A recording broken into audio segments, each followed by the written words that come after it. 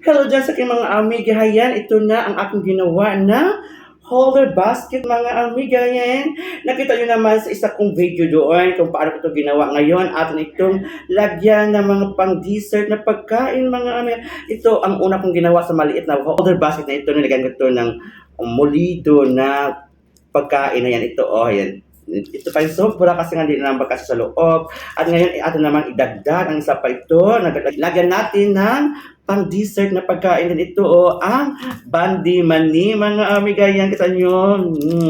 Bagong binila ito at bagong dala din ng aking kasama dito. Kaya atin ito ilagay sa holder basket, mga amiga. And oh, mayroon din button. Yan. Ito ay mga masarap na pagkain. Pero dandanan tayo kasi ito ay matamis masyado. Bawal sa may sugar.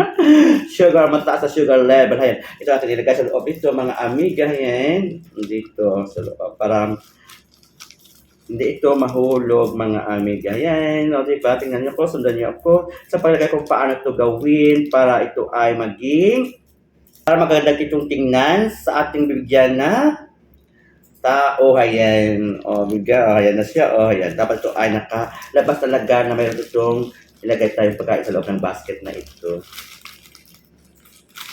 Yan mga amiga, di ba maganda? Tingnan nyo, yun. Di ba mga amiga? Very nice talaga ang aking pagkagawa sa holder basket nito na napaka-colorful din. Yan.